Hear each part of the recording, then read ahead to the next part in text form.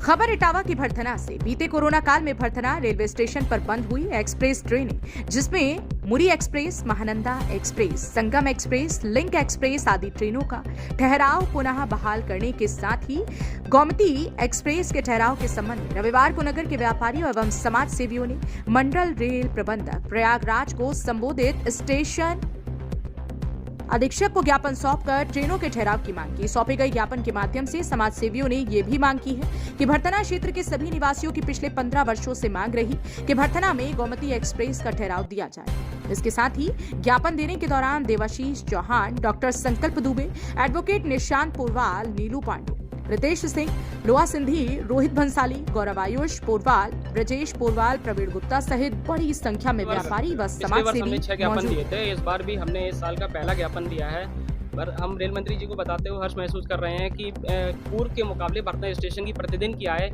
जो पहले 35,000 40,000 के लगभग थी वो 50-55,000 प्लस हो चुकी है। यूटीएस के माध्यम से और आरक्षण की जोड़ दी जाए तो 1 लाख से ऊपर निकल जाती है। अतः स्टेशन सुपरफास्ट ट्रेनों के ठहराव की श्रेणी में आता है और हम पिछले 15 वर्षों से एक ही मांग कर रहे हैं कि भरथना में गोमती एक्सप्रेस का ठहराव दिया जाए।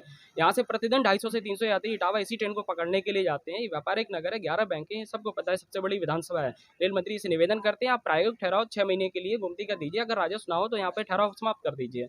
दूसरी चीज हमने रेल मंत्री जी से कहा है कि आप भरथना को वैकल्पिक स्टेशन के रूप में विकसित कर सकते हैं। इटावा बहुत सारी ट्रेनें जो अपने गंतव्य स्टेशन पर आती हैं और कई विस्तारीकरण के लिए इटावा में लाइन में है, पर इटावा ठहराव नहीं हो पा रहा है क्योंकि इटावा में बिल्कुल भी जगह नहीं है। दोनों तरफ स्टेशन के रिहायशी इलाके हैं, पटरियां बिछाने की जगह नहीं है।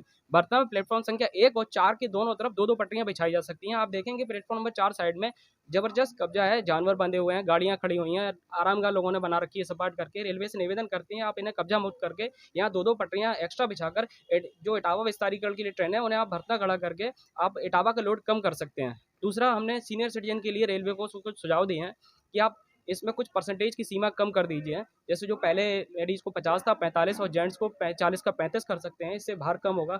दूसरा, हमने रेल मंत्रालय को सुझाव दिया है कि आप सीनियर सिटीजन का आप क्राइटेरिया बढ़ाकर आप पुरुषों की उम्र सीमा जो पहले 60 थी आप उसे कम करके 65 कर सकते, बढ़ा करके 65 कर सकते हैं, और महिलाओं की जो पहले 58 थी आप 63 कर दीजिए। इससे भी रेलवे को बड़ी राहत होगी।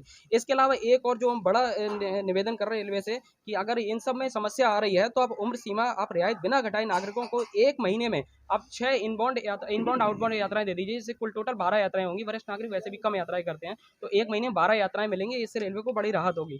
दूसरी, हमने देखा कि कोरोना काल से जो बंद हुई ट्रेनें, इनसे छोटे स्टेशनों पर जो हजारों यात्री डेली अप डाउन करते थे उन्हें बहुत बड़ी समस्या हुई। तो हम रेल मंत्रालय से निवेदन करते हैं कि आप प्रति 2.5 घंटे में एक 5-5 डिब्बों की मेमू पैसेंजर चला के ऐसे स्टेशन जो डेली हजारों यात्री अप डाउन करते हैं उन्हें सुविधा दे सकते हैं। दूसरा, हम आपको बताना चाहेंगे बेसिक एमिनिटीज़ की बहुत कमी है। जैसे कि यहाँ टिकट बिल्डिंग हॉल अंग्रेजों के ज़माने की बनी हुई है और जर्जर अवस्था में है, आप इसका पुनर्निर्माण करा दें। दूसरा, प्लेटफॉर्म नंबर 3 और 4 और इस साइड में भी आप देखेंगे एक तरफ बहुत कम शेल्टर बने हुए हैं और 30-40 लोगों के खड़े होने की जगह है। तो निवेदन करते हैं कि यहाँ पे यात्रियों के लिए 3 शेल्टर बनाए जाएँ और जो प्लेटफॉर्म विस्तारीकरण का काम चल रहा है उसी के साथ कोच इंडिकेटर की भी लाइनें उसमें बिछाई जाएँ, जो कि उसका काम आसान हो जाएगा। दूसरी, कंप्यूटरीकृत यहाँ पर